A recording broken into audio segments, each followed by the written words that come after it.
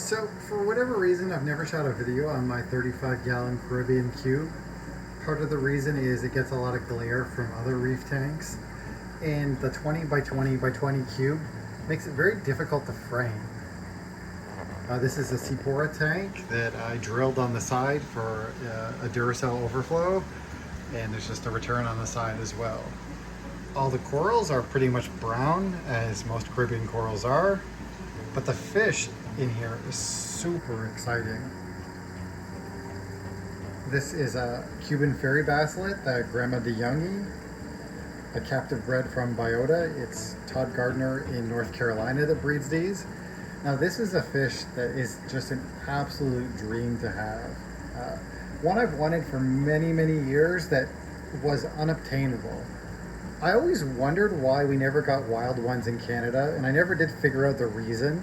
There's no trade embargo with Cuba here, so we, in theory, could get them from the wild, but that never happened, and I never saw one until the Biota ones started coming in, and as soon as they did, I wanted to go see them, and they were very expensive. It's still quite an expensive fish, but one that I can say that I've definitely got my money's worth out of. I've only had him about a year and a half now, maybe closer to 2 years, but it's just a fish that every time I see him, I'm in awe that I have this fish. He's a little bit secretive, but obviously not that much, as I've had him in the frame now for about a minute. He tends to hang out in the rocks over here. You will note that I've glued most of these rocks, siliconed them to the sides. I tried to make this tank a little bit more of an exhibit looking tank. It's a little bit different than my other reef tanks. Of course, the corals are pretty much all brown. I did have some nicer Florida Recordia and Discosoma neglectas. Unfortunately, I had a Regal Angel in here for a while. He was just in here growing out, and yeah, he ate the mushrooms. He didn't touch the Gorgonians though. I have also the Palithoa grandes, which yes, are Caribbean. The Gorgonian in the back, unfortunately, is the Grubes, which when I put it in, I thought it was Caribbean, but then I remembered, oh, this is from the Philippines.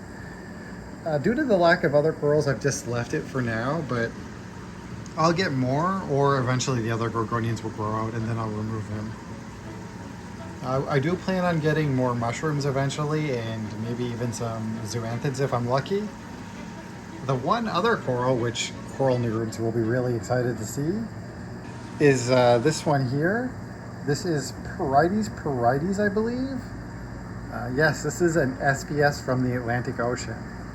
So the story is, I know someone who found a couple of polyps on an Astrea snail, and actually she grew it out and eventually gave me a frag. So this is a virtually unobtainable coral that you cannot legally get. So it's pretty cool, and I actually have it in 2 other tanks growing out because I'm not overly confident about this tank. It's quite a simple tank. It's lit by a AliExpress bootleg Kessel. That was just the cost reasons. I do prefer the regular Kessels, but this does the job for these brown corals, and the sump has a lightning maroon in it and nothing else other than the heater. Eventually, I probably will add maybe 1 or 2 more fish. The obvious choice would be a Royal Gramma. I'm just scared they would fight, so that's why I haven't added any fish. The other option would be the Pygmy Angels that are from the Atlantic. Those are pretty common, but I just haven't gotten around to it, and quite frankly, it's nice to just have this one fish in the tank because the tank is for him. I did think about putting him in my reef tank, but I'm happy that he's in his own tank, and it's a biotope.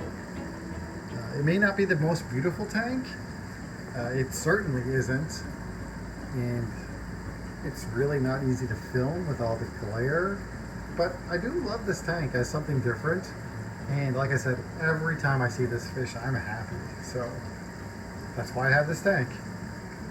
Thanks for watching, and happy reefing.